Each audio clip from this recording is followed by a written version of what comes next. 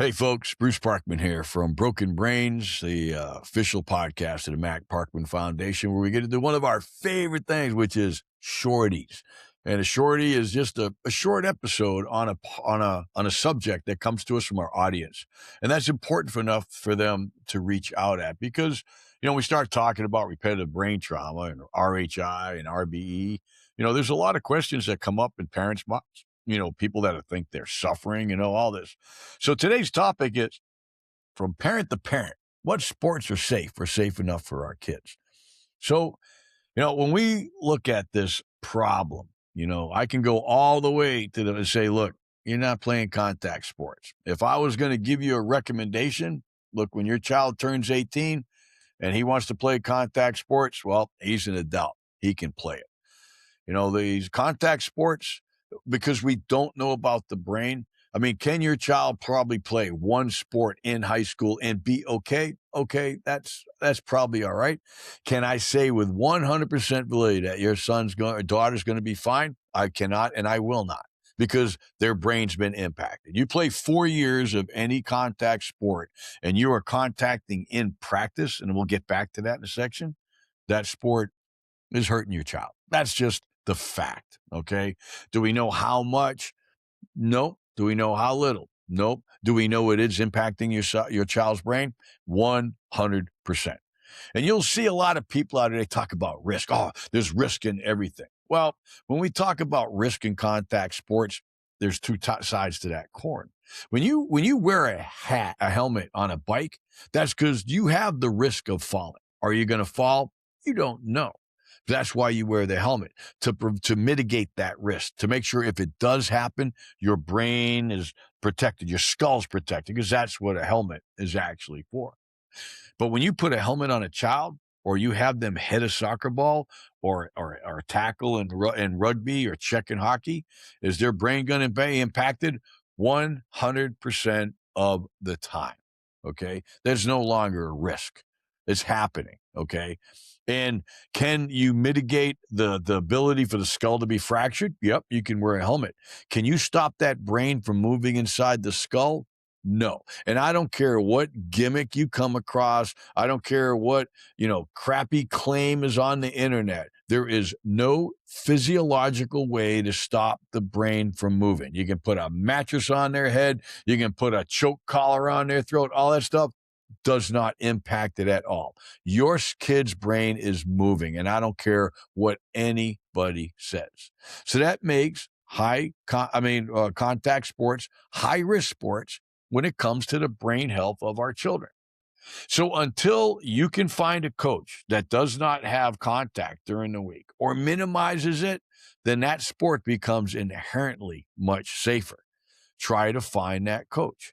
When we are contacting during practice, that is called unnecessary brain trauma. Contact during the game to win, got to leave it on the field. Even I got that. I'm a semi-pro rugby player. But when you start hitting the head in practice to do what?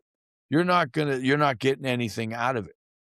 It does not take brain damage to become good in a sport. I've talked to MMA athletes and boxers say, yeah, no kid should be targeted or being hit in the head. There's all kinds of ways to learn the skills we need to play soccer, to play hockey, to play football, to play any of these sports. And that does not involve damaging your kid's brain. So when we look at the truth here, in the Boston University CTE Bank, where my son's brain rests alongside over 1,000 athletes of different sports out there, guess what's not there? Baseball players, basketball players, tennis players, swimmers, archery. It doesn't matter.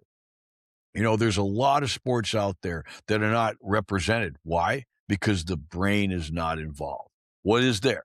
Wrestlers, rugby players, football players, hockey players, soccer players, lacrosse players. What is the common denominator there? And I think one day we're probably going to have gymnasts there too, is the amount of times that head gets hit in that sport. And that should be your guardrail for determining whether a sport is safe. If that head is involved in that sport, I'd put that on the list of sports your kid probably shouldn't play. But if the head is not involved, are there going to be concussions? Yes. There's concussions in baseball, in basketball, but they're not part of the sport. And that's what you as a parent need to understand.